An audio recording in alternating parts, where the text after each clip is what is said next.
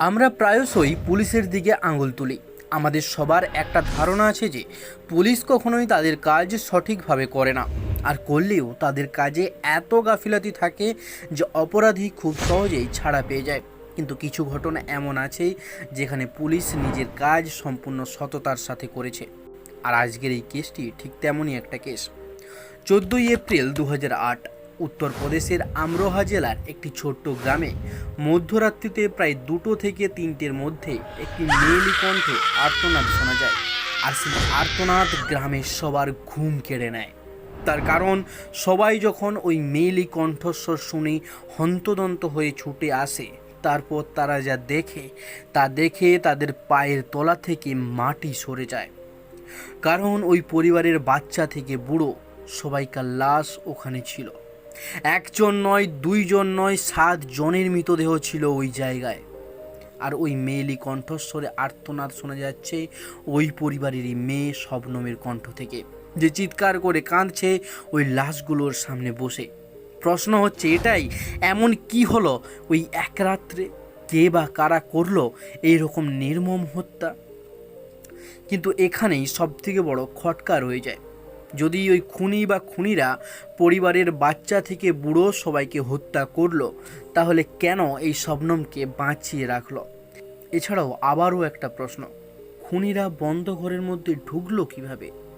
এমনই অনেক প্রশ্ন অনেকের মাথায় ঘোরাঘুরি করছিল। তো চলুন শুরু থেকে শুরু করে যাক দেশ দুনিয়ার ডার্ক রিয়ালিটি। উত্তরপ্রদেশের আমরোহা জেলার বাওয়ানখেরি গ্রামের এই ঘটনা 2008 সালে 14 এপ্রিল মধ্যরাতে এই ঘটনাটি ঘটেছিল। গ্রামের মানুষ মেয়েলি কণ্ঠস্বরে চিৎকার শুনে যে বাড়িতে এসেছিল, সেই বাড়িটি ছিল সেই গ্রামেরই বাসিন্দা শওকত আলীর। গ্রামের মানুষজন এসে দেখে শওকত আলী সমেত আরও 6 জনকে মারা হয়েছে খুব নির্মমভাবে। আর তারই মেয়ে শবনম বসে বসে অঝরে কেঁদে চলেছে। শওকত আলী কলেজের একজন লেকচারার ছিলেন। তার খুব নামডাক ছিল সেই গ্রামে। সেই বাড়ির প্রত্যেকটি রুমে রুমে রয়েছে লাশ। আর এই দৃশ্য দেখে গ্রামবাসী সবাই হতবাক হয়ে যায়। সাথে সাথে পুলিশকে খবর দেওয়া হয় এবং পুলিশ তৎক্ষণাৎ সেই ঘটনাস্থলে পৌঁছে যায়। এই পরিবারে যারা খুন হয়েছিল তারা হলো এই পরিবারের প্রধান শওকত আলী, যার বয়স ছিল 55 বছর। শওকত আলীর স্ত্রী হাসমি, যার বয়স ছিল 50 বছর। তার বড় ছেলে অনিস, যার বয়স ছিল 35। অনিসের স্ত্রী আঞ্জুম, যার বয়স 25 বছর। শওকত আলীর ছোট ছেলে রাশিদ, যার বয়স ছিল 22 বছর। এছাড়াও শবনমের মামাতো মেয়ে রাবিয়া, যার বয়স 14 বছর। এই 6টি খুন ছাড়াও সেই পরিবারে আরও একটি দুধের শিশুও খুন হয়েছিল, যার বয়স ছিল মাত্র 9 মাস। হ্যাঁ, বড় ছেলে অনিসের ছেলে আরুষ। সেই ছোট্ট নির্বাক শিশুটিকেও হত্যা করতে হাত কাঁপেনি খুনি। একটাই পরিবারে এতজনকে খুন দেখে পুলিশও প্রথমে ঘাবড়ে যায়। তারা পুলিশ ফোর্সের রিকোয়েস্ট করে। সাথে সাথে পুলিশ ফোর্সও খুব অল্প টাইমের মধ্যেই সেখানে চলে আসে। আর এরপর শুরু হয় জিজ্ঞাসাবাদ। সেই পরিবারের একমাত্র জীবিত মানুষ শবনমকে জিজ্ঞাসাবাদ করা হয়, কারণ সে বাদে বাকি সবাই মারা গেছে। শবনমকে জিজ্ঞাসাবাদ করায় শবনম উত্তর দেয়, আমি ছাদের মধ্যে ঘুমাচ্ছিলাম, হঠাৎ কিছু আওয়াজ ভেসে আসে নিচ থেকে। তা শুনে আমি যখন নিচে নেমে আসি তখন দেখি কিছু মুখোশ পরা লোক কুঠার দিয়ে সবাইকে হত্যা করে বেড়াচ্ছে, আর আমাকে দেখা মাত্র তারা পালিয়ে যায়। শবনমের কথা অনুযায়ী তারা ডাকাত বা চোর ছিল, যারা এই বাড়ির মধ্যে ঢুকে পড়ে এবং সবাইকে এক এক করে হত্যা করে। কিন্তু সবথেকে আশ্চর্যজনক ব্যাপার হচ্ছে, সেই বাড়ি থেকে কোনো রকম টাকা পয়সা বা গয়নাঘাটি কোনো কিছুরই চুরি যায়নি। এই সমস্ত ঘটনা আস্তে আস্তে উত্তরপ্রদেশের সীমা ছাড়িয়ে গোটা দেশে ছড়িয়ে যায়। কারণ একটা পরিবারে যদি এতগুলো মানুষের হত্যা হয়, তাহলে সেই খবর কিন্তু কোনোভাবেই চেপে রাখা সম্ভব নয়। পুলিশের উপর চাপ প্রচণ্ড রকমভাবে বাড়তে থাকে। স্থানীয় মানুষদেরও রাগ এবার পুলিশের উপর বাড়তে থাকে, কারণ এই খুনের মীমাংসা তাদের খুব জলদি চাই। পুলিশও গাফিলতি না দেখিয়ে সমস্ত জায়গায় ঘর বাড়ি সব কিছু ঘুরে ঘুরে তদন্ত করতে থাকে। পুলিশের তরফ থেকে ফরেনসিক টিম এসে ডেড বডিদের পরীক্ষা নিরীক্ষা করতে থাকে। এবং তারপর সেই সমস্ত বডিগুলোকে পোস্টমর্টমের জন্য পাঠিয়ে দেওয়া হয়। ইনভেস্টিগেশন অফিসার আরপি গুপ্তা শবনমকে জিজ্ঞাসাবাদ করে, সেই কুঠারধারী যখন তোমার পরিবারের সবাইকে মেরে ফেললো তখন তোমাকে দেখার পরেও তোমাকে মারলো না কেন? তারও উত্তর শবনম একই দেয় যে আমি উপরে ঘুমাচ্ছিলাম, আর এই কথা কোনো মতেই আরপি গুপ্তার হজম হয় না। এই কারণের জন্য সে শবনমের রুমে গিয়ে দেখে যে শবনমের বেডে কোনো ভাঁজ পড়েনি বা কুঁচকে যায়নি। তখন একটা বড় খটকা লাগে আরপি গুপ্তার মনে। এরপর পুলিশ যখন পুরো বাড়িটিকে আরও ভালোভাবে তদন্ত করতে শুরু করে তখন পুলিশ আরও একটি জিনিস নোটিশ করে, তা হলো পুরো বাড়িটি বড় দেওয়াল দিয়ে ঘেরা রয়েছে। আর এই বাড়িটির গেট ভিতর দিক থেকে লক ছিল, কারণ স্থানীয় লোক জানিয়েছে যখন চিৎকার শুনে তারা ওই বাড়িতে ঢোকার চেষ্টা করে তখন শবনম প্রথমে গেট খুলে তারপর তারা ওই বাড়িতে ঢোকে। এরপর পুলিশ চটজলদি ছাদে গিয়ে চেক করে তারা সেখানে গিয়েও দেখে ছাদের দরজা লক, অর্থাৎ না নিচের দিক থেকে দরজা খোলা ছিল আর না ছাদের দিক থেকে। যদি এখানে ছাদের দরজা ভেঙে বা নিচের দরজা ভেঙে ঢোকা হতো তাহলে ভাঙার সময় কোনো না কোনো চিহ্ন অবশ্যই থাকতো, কিন্তু সেরকম কোনো সম্ভাবনা নেই। তাহলে প্রশ্ন হচ্ছে এটা এতগুলো লোক বাড়ির ভিতর প্রবেশ করলো কিভাবে? এরপরেই আসে পোস্টমর্টমের রিপোর্ট, যা দেখে পুলিশ আবারও চমকে ওঠে। প্রতিটা মেম্বারের পোস্টমর্টমের একই রিপোর্ট ছিল, কেউই বাঁচার জন্য কোনো প্রকার কোনো রকম স্ট্রাগল করেনি বা ধস্তাধস্তি করেনি বাঁচার জন্য। এবং তার থেকেও আশ্চর্যজনক ব্যাপার হচ্ছে 6 জনের শরীরে বিষ পাওয়া গেছে। কুঠার দিয়ে হত্যা করার আগেই তাদেরকে বিষ খাইয়ে মেরে ফেলা হয়েছিল। সেই 7 জনের মধ্যে অনেকেই বিষ খেয়ে মারা গিয়েছিল। তারপর তাদেরকে কুঠার দিয়ে বা ধারালো কোনো অস্ত্র দিয়ে কাটা হয়। এই রিপোর্ট পড়ে পুলিশ বুঝতে পারে যে এই কেসগুলো শুধুমাত্র চুরি বা ডাকাতির জন্য নয়, এর অন্য কিছু মোটিভ রয়েছে এবং এই খুনি কোনো সাধারণ খুনি নয়, প্রিপ্ল্যান ফুল ফ্যামিলি মার্ডারার।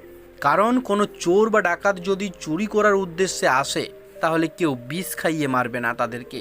তারপরেও যদি মেরেও ফেলে বিষ খাইয়ে, তাহলে তাদেরকে ধারালো কোনো অস্ত্র দিয়ে বা কুঠার দিয়ে মারার আর কোনো দরকারই ছিল না। তাহলে এবার এখানে একটা প্রশ্ন উঠে আসে, সেটা হলো এখানে বিষ কে খাইয়েছিল, কে করেছে এই খুনগুলো? এই প্রশ্নগুলো অনেক জটিল ছিল।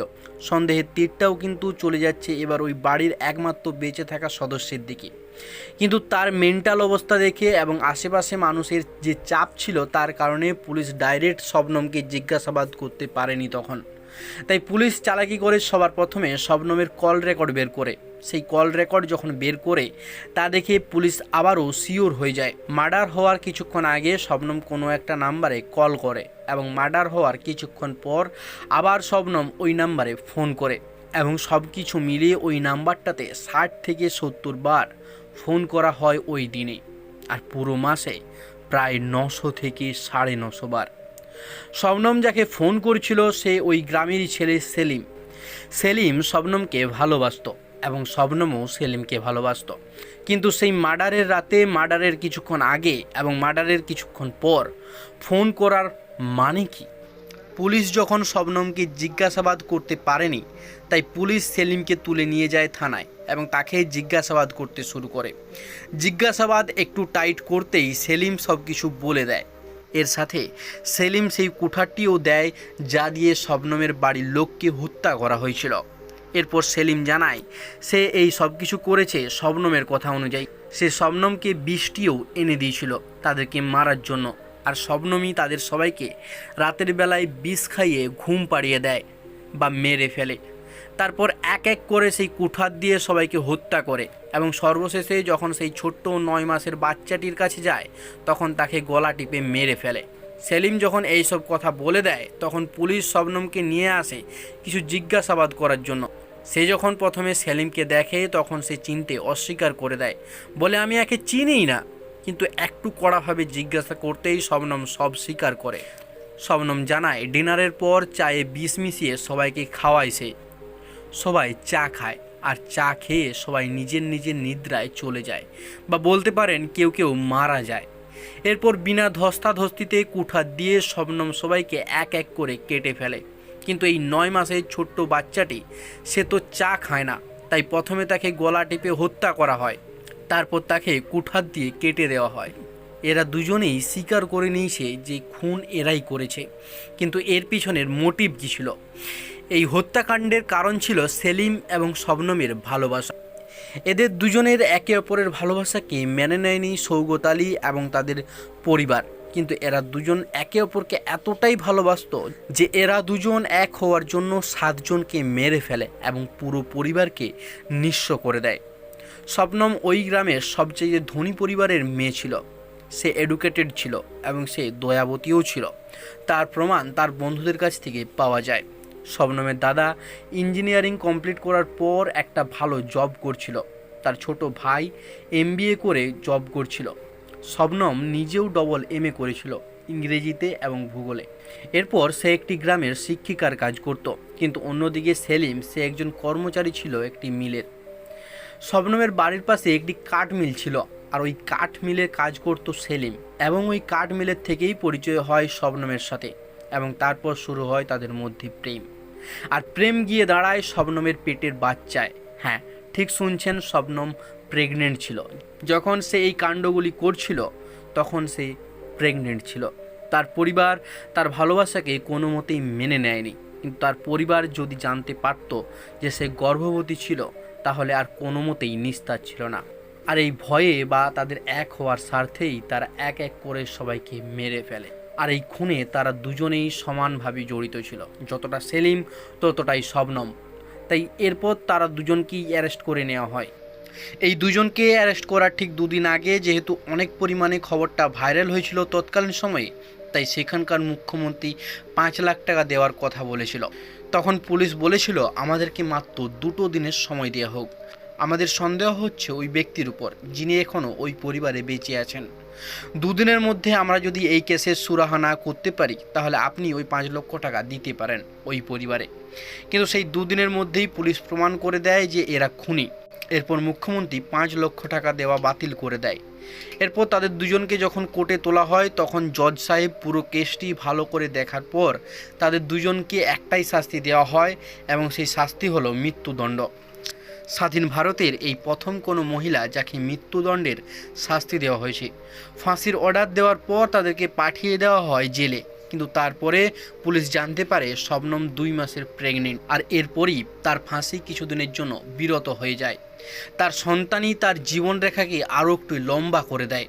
তারপর নিয়ম অনুযায়ী জেলের মধ্যেই শবনমের বাচ্চা হয়। ডেলিভারি হওয়ার পর প্রায় 6 বছর সেই বাচ্চা শবনমের সাথেই জেলে বড় হয়।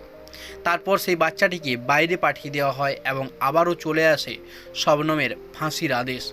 শবনমের উকিল নানা জায়গায় পিটিশন দিতে থাকে, প্রধানমন্ত্রীর কাছে, রাষ্ট্রপতির কাছে জমা দিতে থাকে যাতে শবনমের প্রাণ বেঁচে যায়। কিন্তু সবাই তার ওই নির্মম হত্যালীলার ঘটনা শুনে কেউই আর তার দিকে এগোয় না, সবাই মুখ ফিরিয়ে নেয়। এরপর শুরু হয় তার ফাঁসি দেওয়ার প্রসেস। একমাত্র মথুরা জেলে মহিলাদেরকে ফাঁসি দেওয়ার ব্যবস্থা করা হয়েছে। সেখানে গিয়ে পবন জল্লাদ সব কিছু খুঁটিনাটি দেখে আসে এবং আদেশ দিয়ে আসে। এরপর দড়ি পরীক্ষা পর্যন্ত করে আসে সে। ঠিক এই সময় শবনমের উকিল শবনমকে দিয়ে আরও একটি পিটিশন জারি করায় ইউপির গভর্নরকে। পিটিশন পাঠিয়ে দেওয়া হয় ইউপির গভর্নরের কাছে। এখনও পর্যন্ত এর কোনো উত্তর আসেনি, তাই তার জীবনরেখা এখনও পর্যন্ত বেড়েই চলেছে। তার ছেলে এখন অনেক বড় হয়ে গিয়েছে। নিজের পিটিশনের সাথে সাথে তার ছেলেকে দিয়েও মার্সি পিটিশন জারি করা হয়। মিডিয়ার সামনে এসে সেই ছোট্ট ছেলেটি আবদার করে তার মাকে যেন ফাঁসি না দেওয়া হয়, কিন্তু শবনমও ঠিক একই কথা বলে, আমি মারা গেলে আমার এই ছোট্ট ছেলেটিকে দেখার মতো আর কেউ থাকবে না, আমায় আজীবন কারাদণ্ড দেওয়া হোক। কিন্তু এখনও এর কোনো উত্তর আসেনি। হয়তো এবারও এর উত্তর ফাঁসিই হবে। হয়তো ভারতের প্রথম যাকে ফাঁসি দেওয়া হবে সে শবনমই হবে।